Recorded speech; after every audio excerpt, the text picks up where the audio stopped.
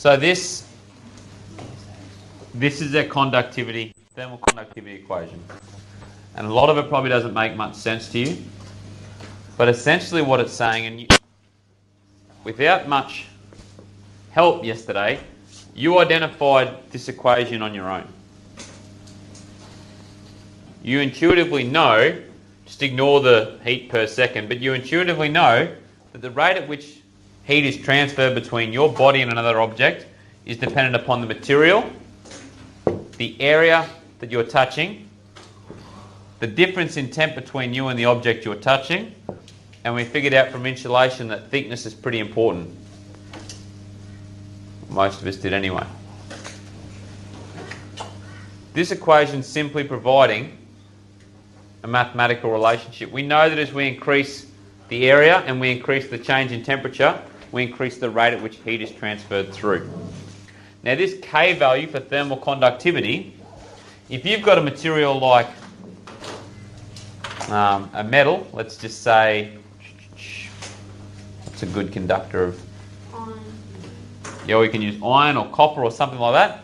If you've got a good conductor, do you think that value is going to be higher or lower than, say, foam? Higher. So that value increases with the material. Now, I don't expect you to measure the thermal conductivity of your steak, but if we're cutting steak from the same lump of meat, do you expect that thermal conductivity to be relatively constant? Okay, so we can assume that's relatively constant. We're going to try as much as we can to keep the surface area the same. How will we do that? Placing it the same way every time, so not placing the bit of steak on its side. Yeah, that's one way. If we have a steak that's this size and one that's this size, will that be keeping the area the same? So what should we then do? Cut the second piece of steak, so we're only using that amount, correct? I've tried to get a circular roll that's relatively constant the whole way down, so that shouldn't be a problem. So we're keeping that relatively constant. Difference in temperature. This is a tricky one. This might be where you decide. But if you've got a hot plate and 5 different steaks, the steaks will all be about the same temperature, correct? The hot plate will be about the same temperature, correct? So theoretically that will stay pretty similar, won't it? The last thing, thickness, what's that? Yeah, so we're keeping that constant, we're changing that. We're changing that. So that must mean that an independent variable is one of these two things. Time. Do you think we're going to change the time we're cooking this steak for? What are we measuring?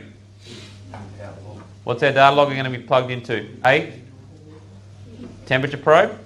Okay, so we're going to be trying to record the heat energy on the far side of the steak. Happy with that? So one of those things is your independent variable. One of those things is your dependent variable.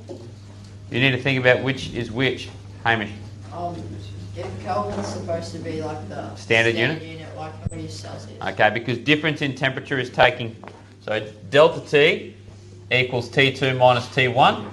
And let's use, for example, water boiling. Let's just say the difference between 100 degrees Celsius minus 0 degrees Celsius is 100 degrees Celsius. If I was to make that Kelvin, it would be 373 degrees Kelvin minus 273 degrees Kelvin. What's that? 100 degrees Kelvin. So because the increment between the Kelvin scale and the Celsius scale is exactly the same, you can use either. Does that make sense? That's why I put both. The standard unit is Kelvin though, so if you use that, you'll never get yourself into trouble. Are we clear on how this equation relates to our assignment? Yeah. No. Would you like something clarified? Yes. What would you like clarified? I'm not going to tell you how to use it. How does it relate to assignment? You're changing one of these variables and seeing the impact it has on the other. Okay? So if you increase your thickness, how do you expect that to impact your heat energy? Thank you, Andrew. It was a rhetorical question. And not only how do you expect it to change, rhetorical question, not only how do you expect it to change, but what relationship are you expecting to see? Rhetorical question. Please don't answer that. Are we measuring how long it takes to get to a certain heat? You could, or you could measure the heat at how the heat changes over a period of time. Do we get to eat it? Yep. So we actually have to cook it properly. Yep. Wednesday, Wait, do we cook it to our liking or? you're the one doing the experiment. Just be aware that you'll be doing different thicknesses of steak, so if you're doing the same time, you'll need to think about that. All good. Any questions?